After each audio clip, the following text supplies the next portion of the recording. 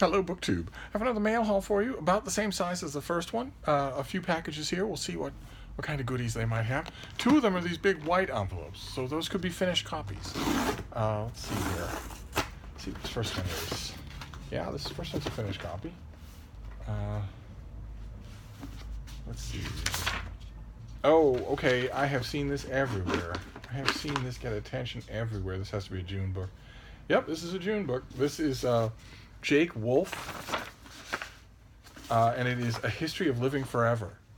I've seen this cover everywhere. Let's see here. This book follows the search for a life-extending elixir by a magnetic but troubled chemistry teacher, Mr. Tampari, through the lens of Conrad, a star high school student who enters into an affair with him. When Mr. Tampari dies suddenly, leaving Conrad a stack of journals documenting decades of underground research and reckless self-experimentation, Conrad is left to put together two puzzles: his teacher's unfinished research into an elixir of life, and the confusion of their entanglement, both of which reemerge in adulthood when Conrad's husband receives a grim medical diagnosis. I've heard this talked about, and I've seen it getting reviewed everywhere, and I haven't got to it. I feel really bad about that. I'm glad I have a finished copy now. I will get to this right away. In fact, I'll probably do this today. Okay, off to a good start. I don't know anything. I have no feel for the thing at all, except that it's getting lots of attention. So I need to get to that. So this next one is also a finished copy. Oh, okay. Okay. This is also a June book. We saw this already on this channel, and I could not stop from laughing, and I still can't stop from laughing. This is Martha Saxton's new biography of George Washington's mother. George Washington's biographers have generally painted Mary Washington as a kind of brute of a woman, unclean, crass, and slow-witted, a mother who embarrassed her children and would have done anything to hold them back. These narratives insist that, in order to build the great nation America was to become, George Washington had to detach himself from his mother. Throughout her careful research, the author discovered that all surviving correspondence and legal documents tell a completely different story. And remember, we saw this already, and I mentioned that Washington is not exactly uncovered by biographers. He's had a million biographies, and people have gone into his history. There have been many very long multi-volume biographies of George Washington that don't even get to his birth until page 100, page 200. So Mary Washington is well known. She is well covered. And the way you cover her is not by repeating whatever comes into your mind or a line that was taken from a popular historical novel. Instead, you go to the documents. The exact same thing here. What is it? Surviving correspondence and legal records. So for this author to come up, I haven't read this yet. I have this advanced copy and I haven't got to it yet. I really should. These are two perfect reminders to me. But in order for this author to say, well, I looked at all of those records, the same records that 200 years of Washington biographers looked at, and they don't say what everyone says they did. That's an enormous claim. I haven't actually looked at the documents myself, even though a few of them are here in Boston. But nevertheless, if you think of it just in intuitive terms, yes, historians have routinely characterized Mary Washington as an ogre, as a horrible person. And they base a lot of that on eyewitness stuff. People saw Washington interact with his mother.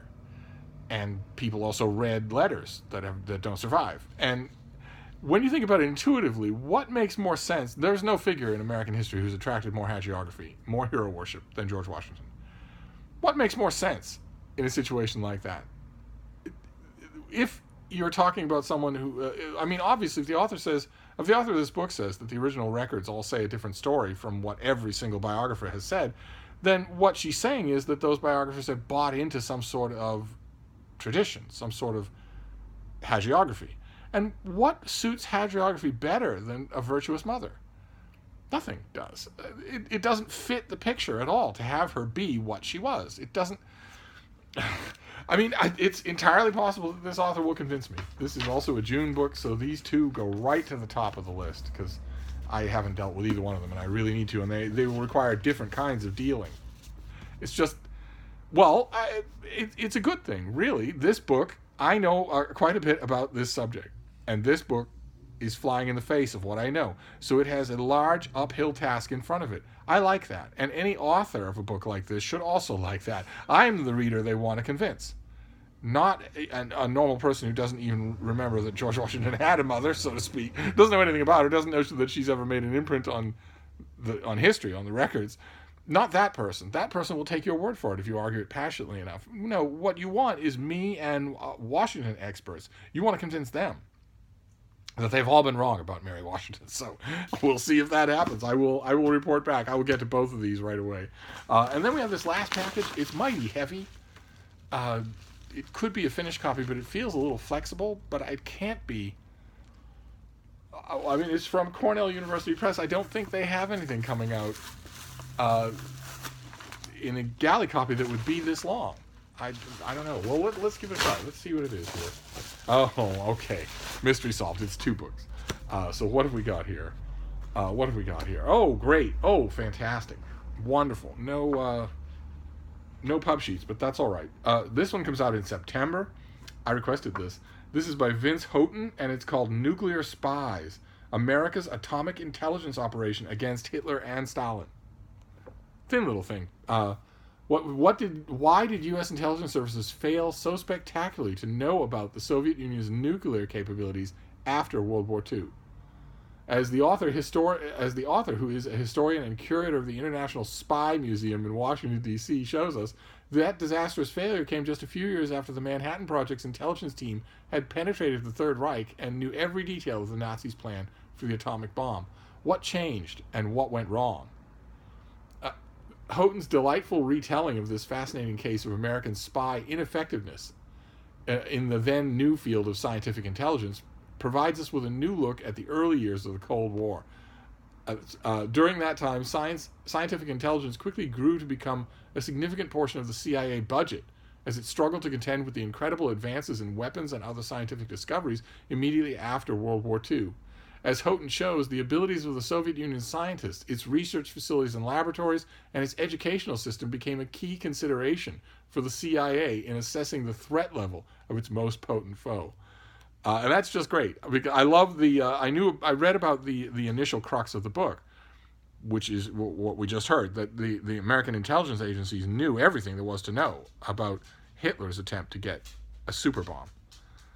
And yet, all at roughly the same time, they knew nothing, or comparatively nothing, about Stalin's much more successful attempts to get the same thing. So I'm very much looking forward to this. It's September, so I'll probably wait until August to get to it. And then this next one, also no pub sheet, but I'm happy to read it to you. It, of course, drew my attention right away. For obvious reasons. This will not be an easy book to read for readers of a certain age. This is a collection edited by Timothy Andrews Sale, Jeffrey Engel, Hal Brands, and William Imbeden, and it's called The Last Card, Inside George W. Bush's Decision to Surge in Iraq. This is the real story of how George W. Bush came to double down on Iraq in the highest stakes gamble of his entire presidency. Drawing on extensive interviews with nearly 30 senior officials, including President Bush himself, The Last Card offers an unprecedented look into the process by which President Bush overruled much of the military leadership and many of his trusted advisors, and authorized the deployment of roughly 30,000 additional troops to the war zone in a bid to save Iraq from collapse in 2007. The adoption of a new counterinsurgency strategy and the surge of new troops in Iraq altered the American posture in the Middle East for a decade to come. In The Last Card, we have access to the deliberations among the decision-makers in Bush's national security team as they embarked on that course. For a president who had earlier vowed never to dictate military strategy to generals, the deliberations in the Oval Office and Situation Room in 2006 constituted a trying and fateful moment. And I'm reading all the histories of this period as they come out. Bit by bit, piece by piece, we are getting all of these histories. So, and they're just going to keep coming because this administration changed the world in ways that our grandchildren are going to have to live with. And I've already read Bob Woodward's account. I wonder whether or not he is significantly leaned on in this book. Maybe not. But I've read his account of this very thing. So, but I haven't read that many others. So we'll see. We'll see what this is like. All right. So there you go. Not a bad mail haul. So I have two things for down the road. The last card is also a September title from Cornell. So both it and Nuclear Spies, I don't really need to deal with right away. I'm glad to have both of them. That's fantastic. And then two books that I do need to deal with right away. The finished copy of The Widow Washington, about Mary Washington attempting to renovate her reputation. Okay, I'm on board. Let's see what you can do. And The History of Living Forever, by Jake Wolfe, a novel that has been getting, its buzz has been increasing, and I'm always interested in that, so I would read it anyway. I have the advance copy here somewhere. I'm looking and it's not on my shelf, so maybe I sent the advance copy out to somebody, but I need to get to this, that's for sure. So I will I've got a classic split here in this mail haul. We have two that I'll do tonight and two that I won't do until the summer is over. But first, the summer has to get here. and that is conspicuously not happening. It is a dark, rainy, freezing cold day here in Boston, with only one day left until June. So I can't say that I can't complain about it, because of course, as you know, I have been incessantly complaining about it, but it's only because it's 289 days of solid winter. There has been no spring, and you know perfectly well what radical climate change is like, is that there won't be any spring. I know perfectly well this pattern will hold in place until mid-June, and then will be replaced with days that are 120 degrees Fahrenheit. Equally extreme and weird and unprecedented, but in the opposite direction with nothing in between. That's how a climate radicalizes. But even so, I will complain. I will continue to complain, but I can't really justifiably complain, considering the pounding that the rest of the United States is getting in terms of weather. Most of the parts of the Midwest look like something out of a Hollywood movie, a Hollywood dystopian movie. So anyway, even though it's not summer, even though I'm sitting here under blankets with the windows closed, with the sweatshirt on, with long pants on, thermal socks on, long underwear on, with one day to go until June, even though that's true, I'm I'm still going to wait until the actual autumn, even though it feels like autumn, to get to these two military books. Glad, though, that Cornell sent them. That's great. I don't think I've got many Cornell books. I need to look over their list and see if maybe they have other goodies that I might want, because I will review both of these, without a doubt. But then I'll get to these two hardcovers right away, and I will report back on whether or not there's any saving Mary Washington. But anyway, I'm going to wrap this up, but I'll be back. Thank you, BookTube.